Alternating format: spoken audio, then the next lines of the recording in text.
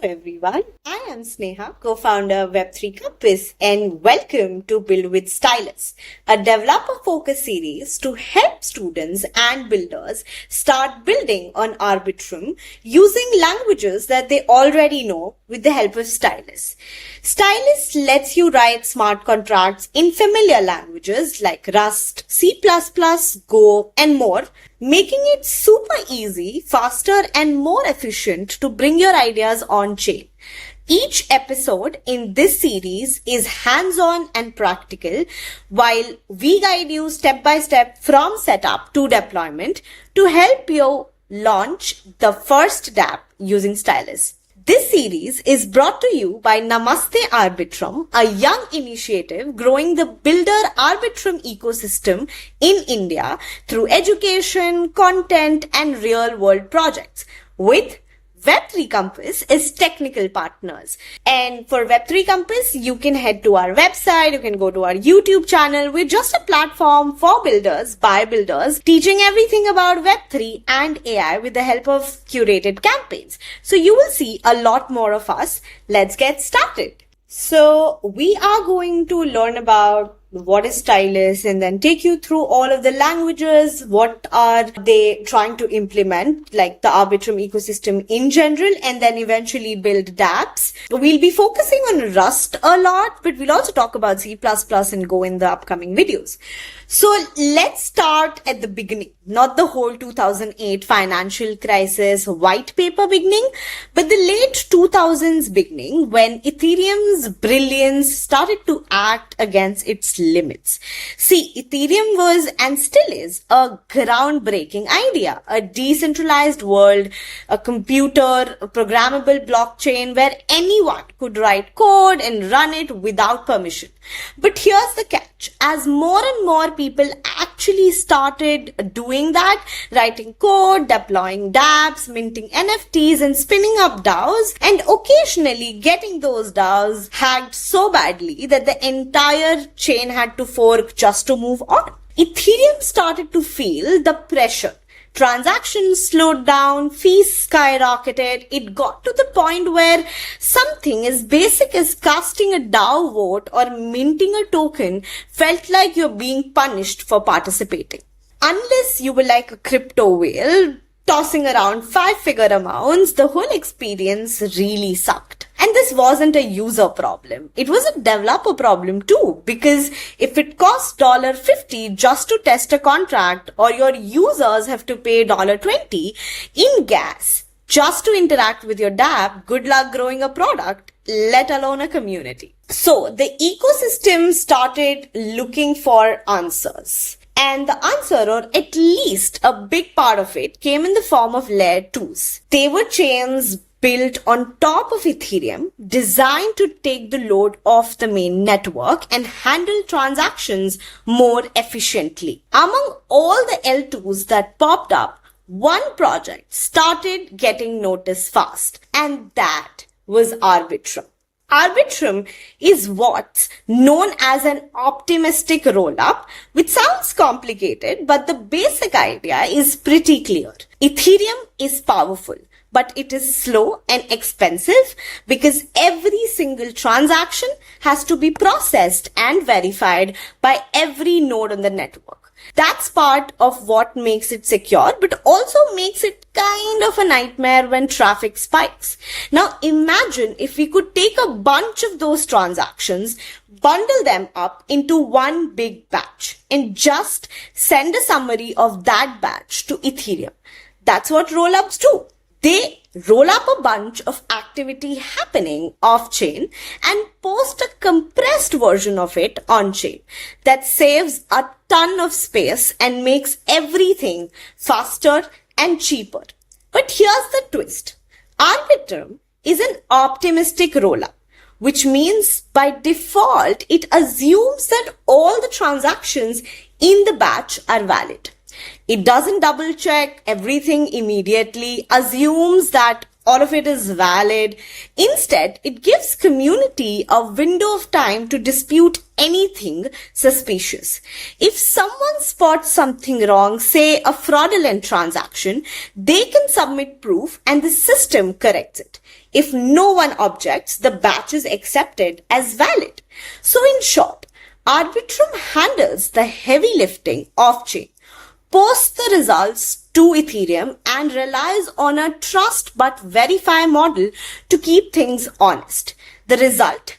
You get Ethereum level security but with way lower cost and way faster speed.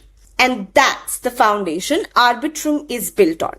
Not some totally new blockchain, not a side chain with weaker trust, just a smarter way to scale Ethereum without sacrificing what makes it valuable in the first place. So when Arbitrum first launched, it nailed one thing that made all the difference.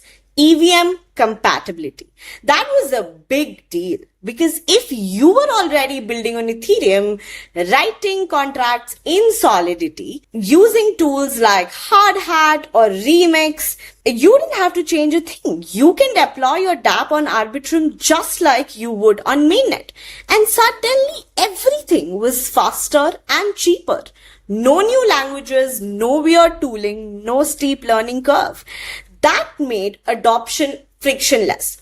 Projects moved over almost overnight on Arbitrum. Protocols ported their contracts, infrastructure teams integrated support, and wherever the devs went, the users followed. It felt like Ethereum, but with way less pain.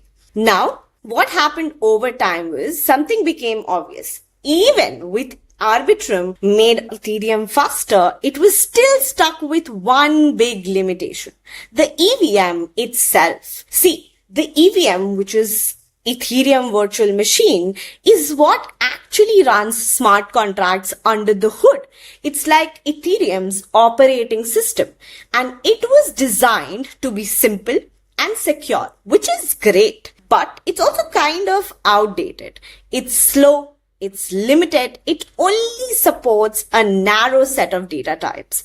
You can't use standard programming languages or libraries. You can't write in mainstream languages like Rust or C++. You are logged into Solidity. And Solidity, let's be honest, was never meant to be power serious, large-scale software projects. Sorry. We've been doing a campaign, so nothing against Solidity, but come on, we're speaking truth. So while Arbitrum scaled Ethereum, it couldn't escape the fact that the EVM itself was a bottleneck. Developers were still working in a tightly constrained sandbox. Performance was still capped, and if you weren't already a Web3 native, good luck jumping in. The learning curve was kind of steep, or it was until the Web3 Compass team launched 30 days of Solidity.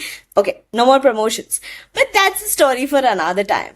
So when the limitations of EVM started popping up, that's when Arbitrum's team started asking a much bigger question. Not just how do we scale Ethereum, but how do we unlock new possibilities that Ethereum was never built to handle?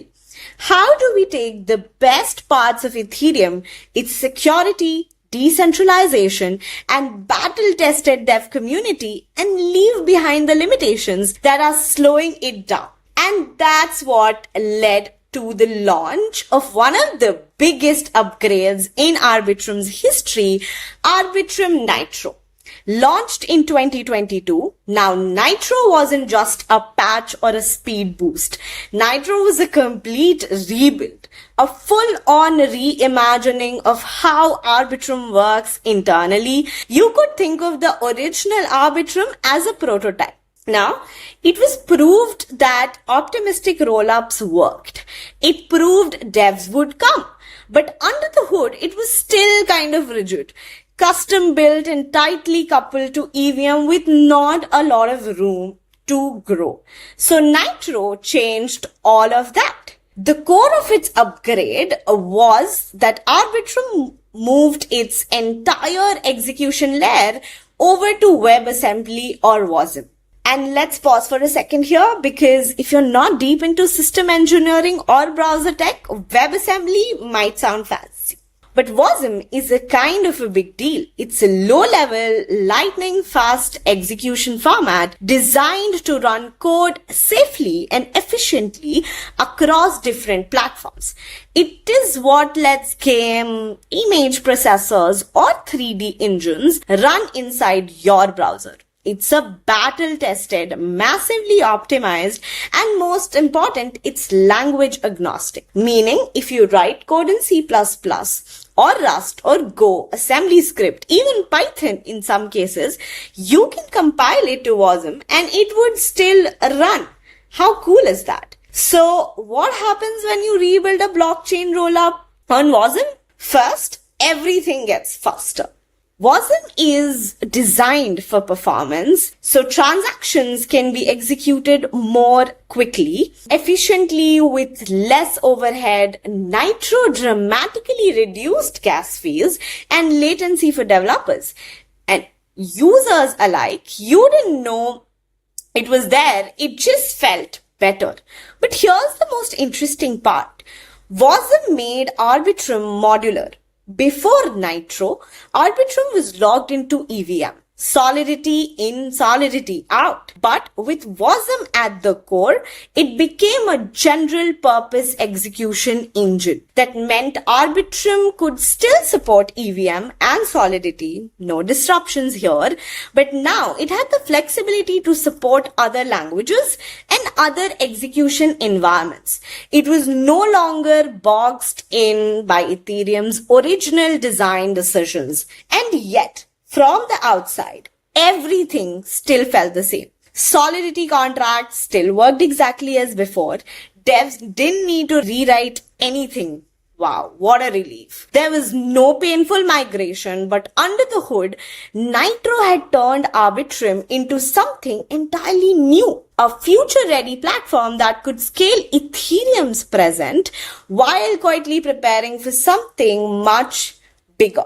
This wasn't just about Arbitrum making faster or cheaper. It was about making it open-ended. A rollup that didn't just clone Ethereum, but one that could evolve beyond it. And that's exactly what came next. Because once you got WASM under the hood, you are no longer limited to Solidity. You can start running Rust or C or C++ contracts. You can start thinking about smart contracts as real programs, not just logic scripts. And that's where the idea for Stylus was born. And yeah, that's it. Keep learning, keep building. Follow Namaste Arbitrum and Web3 Compass on Twitter and all the social medias for more guides, supports, updates, and fun ideas to discuss to build in Web3. And I'll see you in the next one.